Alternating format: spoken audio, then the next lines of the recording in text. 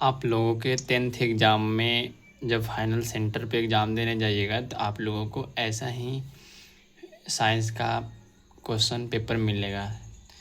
इसी तरह से होगा माध्यमिक स्कूल परीक्षा 2025, यहाँ पे 26 होगी। विज्ञान, यहाँ देखिए विषय कोड 112 है। यहाँ क्वेश्चन की संख्या 80, ऑब्जेक्टिव 24 लघु उत्तरीय और 6 दीर्घ उत्तरीय प्रश्न होगा। Total 110 question. समय 2 घंटा 45 मिनट दिया जाएगा। फुल मार्क्स 80 मार्क्स का होगा और 20 मार्क्स का आपका क्लास स्कूल में प्रैक्टिकल होगी। टोटल 100 नंबर मिला के हो जाती है। ओके, तो चलिए इसका हम आज आपको ऑब्जेक्टिव क्वेश्चन का आंसर के बताते हैं। तो यहाँ पे है, किसी प्रकाश स्रोत से के सामने एक रुकावट रख देने पर क्या बनता है। तो अगर किसी प्रकाश स्रोत में एक रुकावट रख देंगे तो वहाँ पे एक छाया बन जाएगा। तो इसका ऑप्शन हो जाएगा कितना, ए। अब सेकंड नंबर क्वेश्चन है, समतल दर्पण के फोकस दूरी होती है अनंत। आप लोगों को क्लास में बताए थे। क्वेश्चन नंबर 3 है, 1 मीटर फोकस दूरी वाले उत्तल लेंस की क्षमता होती है 1 डायोप्टर बताए थे, A1D। ओके, उसके बाद निम्नलिखित में से किस लेंस को अपसारी लेंस कहते हैं। तो अवतल लेंस को अपसारी लेंस कहते हैं और उत्तल लेंस को अभिसारी लेंस कहते हैं। ये याद रखिएगा, VVI क्वेश्चन है एग्जाम के लिए, इम्पोर्टेंट है। ये जो अपसारी है अवतल लेंस को कहते हैं और एक होता है अभिसारी, तो उत्तल लेंस को अभिसारी कहते हैं। अभिसारी। ओके, याद रखिएगा। क्वेश्चन नंबर 5, प्रकाश की चाल विभिन्न माध्यमों में होता है, भिन्न भिन्न होता है, याद रखिएगा हमेशा। ओके, फिर क्वेश्चन नंबर 6 है, किसी लेंस द्वारा उत्पन्न आवर्धन का एसआई मात्रा होता है। तो हम आपको बताए थे क्लास में कि आवर्धन का एसआई मात्रा नहीं होता है, वह मात्रक विहीन होता है। तो इसका आंसर डी हो जाएगा। ओके, तो चलिए अगला क्वेश्चन देखते हैं। Question number 7। क्वेश्चन नंबर 7 में कह रहा है, निम्नलिखित में से किसका अपवर्तनांक सबसे अधिक होता है।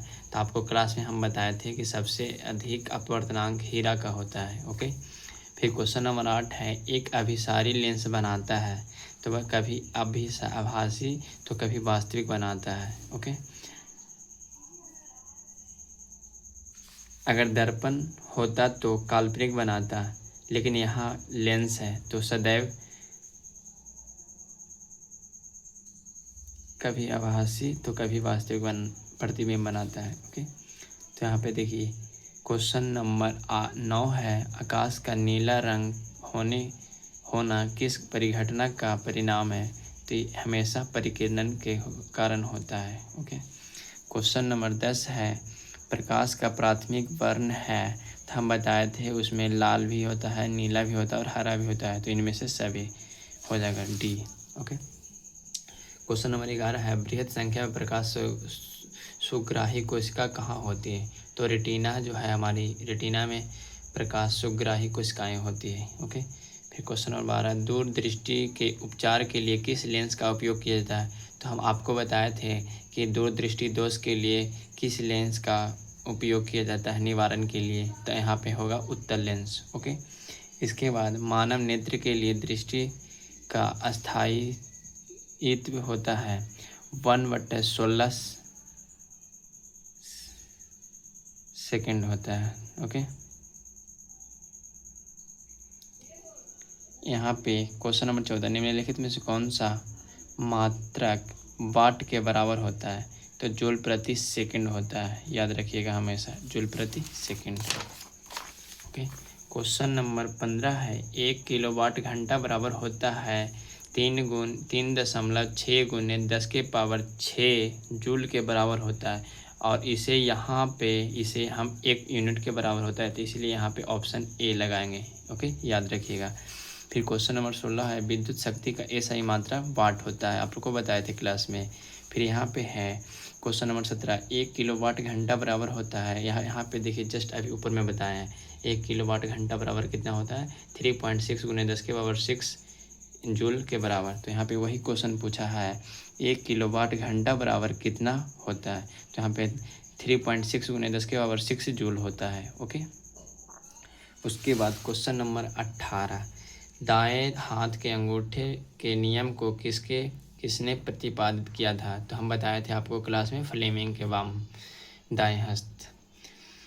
तो विद्युत धारा के किस सिद्धांत पर कार्य करता है? तो हमेशा ये ऊष्मीय सिद्धांत पे कार्य करता है। एक माइक्रो एम्पियर बराबर होता है 10⁻⁻6 एम्पियर, याद रखना है हमेशा। प्रतिरोध का मान बढ़ाने के लिए प्रतिरोधों को जोड़ा जाना चाहिए। तो प्रतिरोध को बढ़ाने के लिए हमेशा उसे श्रेणी क्रम में जोड़ते हैं, तभी बढ़ेगा, नहीं तो अगर समांतर क्रम में जोड़ेंगे तो वो कम हो जाएगा। इसलिए प्रतिरोध का मान बढ़ाने के लिए श्रेणी क्रम में जोड़ा जाता है, याद रखिएगा ये। ओके, फिर वहाँ पे देखिए, इलेक्ट्रॉनिक हीटर की कुंडली यानी हीटर का तार बनाने में किस पदार्थ का उपयोग किया जाता है? तो हम आपको क्लास में बताए थे, हीटर का तार नाइक्रोम का बनाया जाता है। क्वेश्चन नंबर 23 है, निम्नलिखित में से कौन ग्लोबल वार्मिंग के लिए उत्तरदायी है? तो हमेशा ये याद रखिएगा, CO2 जो है ग्लोबल वार्मिंग के लिए उत्तरदायी है। इनमें से कौन सा जीवाश्म ईंधन है? तो ये प्रयुक्त सभी हो जाएगा, पेट्रोलियम, प्राकृतिक गैस, कोयला, सभी है जीवाश्म ईंधन। अगला क्वेश्चन है 25, सूर्य तथा अन्य तारों द्वारा उत्सर्जित विशाल ऊर्जा स्रोत हैं, तो नाभिकीय संलयन है, आपको बताए थे। फिर क्वेश्चन नंबर 26 है, टिहरी बांध निर्माण का उद्देश्य क्या है? तो भूमि सिंचाई, विद्युत बिजली उत्पादन, जल आपूर्ति, इनमें से सभी। तो यहाँ पे आंसर इनमें से सभी हो जाएगा। खिलौनों में किस सेल का उपयोग होता है? तो सूखा सेल का उपयोग होता है, आपको बताया था क्लास में। जल में वैद्युत अपघटन में कैथोड पर कौन सी गैस मुक्त होती है? तो बताए थे कि वैद्युत अपघटन में हाइड्रोजन मुक्त होती है, ओके, कैथोड पर, तो याद रखिएगा। क्वेश्चन नंबर 29 है, नीचे दी गई अभिक्रिया में संबंध में कौन सा कथन सत्य है? तो यहाँ पे देखिए, कार्बन का अपचयन हो रहा है, तो यहाँ पे हो जाएगा और जिंक का अपचयन और कार्बन का उपचयन हो रहा है, ओके। तो यहाँ पे बी आंसर हो जाएगा, कार्बन उपचयित हो रहा है, ओके। अब यहाँ पे क्वेश्चन 30 है, जस्ता का तनु हाइड्रोक्लोरिक अम्ल की अभिक्रिया के फलस्वरूप निम्नलिखित में से कौन सा गैस बनता है? तो यहाँ पे हाइड्रोजन गैस बनता है, याद रखिएगा। फिर क्वेश्चन नंबर 31 है, निम्नलिखित में से कौन सा चूना जल का दूधिया कर देता है? चूना जल को दूधिया कर देता है, तो यहाँ पे CO2 जो है चूना जल को दूधिया कर देता है, याद रखिएगा। फिर यहाँ पे क्वेश्चन 32, निम्नलिखित में से कौन बोझा हुआ चूना है? तो याद रखिए, ये बोझा हुआ चूना 2 अक्षर का है, तो इसका आंसर बड़ा 3-4 अक्षर वाला, यानी 3 अक्षर वाला, यानी कि 3, यहाँ पे बड़ा वाला आंसर CaOH2, ये देखिए बड़ा है। अगर कह दे बिना बोझा हुआ चूना, तो देखिए 3-4 लाइन का है, 3-4 शब्द का है, 2-4 शब्द का है, तो इसका छोटा वाला आंसर है CaO, ओके। बिना बोझा हुआ चूना का फॉर्मूला CaO, अब बोझा हुआ चूना का फॉर्मूला क्या हो जाएगा? CaOH2, ओके, याद रखिएगा। अब बताइए, यहाँ पे ये भी बता दीजिएगा कि CaCO3 किसका फार्मूला है और CaO किसका फार्मूला है, कमेंट करके बताइएगा, ओके। दंत मंजक प्रायः होता है, ये हमेशा क्षारीय होता है, याद रखिए। नींबू में कौन सा अम्ल होता है? साइट्रिक अम्ल होता है। मिल्क ऑफ मैग्नीशियम का pH मान होता है 10.5, याद रखिएगा इसे।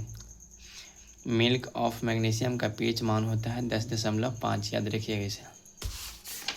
उसके बाद यहाँ पे जस्ता का अयस्क होता है जिंक ब्लेड, आपको बताए थे क्लास में।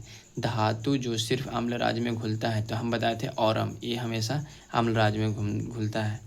सोना बताए थे कि सोना किस में घुलता है? तो अम्ल राज्य में, वही है औरम। ये निम्नलिखित में से आयनिक यौगिक नहीं है, तो यहाँ पे HCN जो है आयनिक यौगिक नहीं है। हाइड्रोजन साइनेट। हीलियम गैस है अक्रिय गैस, याद रखिएगा। सबसे कठोर प्राकृतिक पदार्थ है, तो सबसे कठोर पता ही है, हीरा है। आप बेंजीन का सूत्र होता है C6H6, ये आपको बताए थे क्लास में। हाइड्रोजन के 2 परमाणुओं के बीच कौन अबंध बनाते हैं? तो एक अबंध बनाते हैं, एक अबंध। यहाँ पे हाइड्रोजन H2 है, तो यहाँ पे HH, यहाँ पे 1 ये दोनों मिलकर बनाते हैं, तो एक अबंध है, ओके। चूना जल का रासायनिक नाम है कैल्शियम हाइड्रोक्साइड, याद रखिएगा। फिर यहाँ पे चीनी का रासायनिक सूत्र है, तो चीनी का रासायनिक सूत्र है यानी कि C12H22O11। कितना आसान आसान क्वेश्चन आया है। निम्नलिखित में से कौन सा कार्बनिक यौगिक सबसे अधिक अभिक्रियाशील है? तो यहाँ पे C2H4 अभिक्रियाशील है। मेंडलीव ने अपनी आवर्त सारणी के तैयार करने के लिए कौन सा मापदंड अपनाया था? तो परमाणु द्रव्यमान अपनाया था मापदंड। निम्नलिखित में से कौन सा क्षार धातु नहीं है? तो यहाँ पे मैग्नीशियम क्षार धातु नहीं है। यहाँ पे निम्नलिखित में से कौन सा हाइड्रोजन समूह का सदस्य है? तब ब्रोमीन हाइड्रोजन सदस्य का समूह है। जिंक का परमाणु संख्या सबको पता है Zn30। ओके।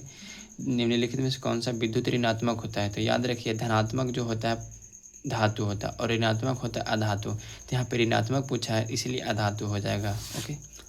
उसके बाद राजस्थान के किस ग्राम में चिपको आंदोलन के क्रम में महिलाओं ने जानें दी थी? तो याद रखिए चिपको आंदोलन एक उत्तराखंड में हुआ था और एक यहाँ पे राजस्थान में, याद रखिएगा। तो अगर राजस्थान कहे तो खेजरी हो जाएगा आंसर, लेकिन अगर चिपको आंदोलन कहे एक उत्तराखंड वाला तो वहाँ पे रेनीग्राम हो जाएगा, रेनीग्राम। तो याद रखिए ये हो गया उत्तराखंड वाला, उत्तराखंड कहे तो यहाँ पे हो जाएगा रेनीग्राम, रेनीग्राम ये वाला आंसर। लेकिन यहाँ पे राजस्थान वाला है तो यहाँ पे खेजरी होगा, क्योंकि चिपको आंदोलन राजस्थान में भी हुआ था और उत्तराखंड में भी हुआ था। ओके। क्वेश्चन नंबर 12 है निम्नलिखित में से किसके कारण पर्यावरण में संतुलन बिगड़ जाता है? तो यहाँ पे बढ़ती मानव जनसंख्या के कारण संतुलन बिगड़ जाता है। क्वेश्चन 53 है पर्यावरण को प्रदूषण से बचाने के लिए अच्छा तरीका क्या है? तो वस्तु का पुनर्चालन, वस्तु का पुनरुपयोग, वस्तु का उपयोग में कमी, इनमें से सभी। तो इनमें से सभी आंसर हो जाएगी। सौर सेल में किसका उपयोग होता है? तो सिलिकॉन का। फिर यहाँ पे निम्नलिखित में से मुख्यतः बायोगैस है CH4 यानी मीथेन बायोगैस है। मनुष्य के दांत की सबसे ऊपरी परत होती है एनामिल, याद रखिएगा एनामिल। जठर ग्रंथियाँ पाई जाती है अमाशय में, याद रखिएगा अमाशय में। उसके बाद निम्नलिखित में से कौन सा वसा के पाचन में सहायक होता है? तो लाइपेज, याद रखिएगा। पीत रस का रंग होता है, तो पीत रस का रंग होता है पीला से हरा, लेकिन यहाँ पे उस तरह से ऑप्शन नहीं है तो यहाँ पे हम हरा ही मारेंगे। ओके। पौधे में श्वसन होता है तना में, पत्तियाँ में, जड़ में, इनमें से सभी में होगा। ओके। हरे पौधे या रात्रि में किस गैस का निष्कासन करते नहीं छोड़ता है? तो हम आपको बताए थे कि मनुष्य रात को हरे पेड़ पौधे रात को कार्बन डाइऑक्साइड छोड़ता है और दिन में ऑक्सीजन।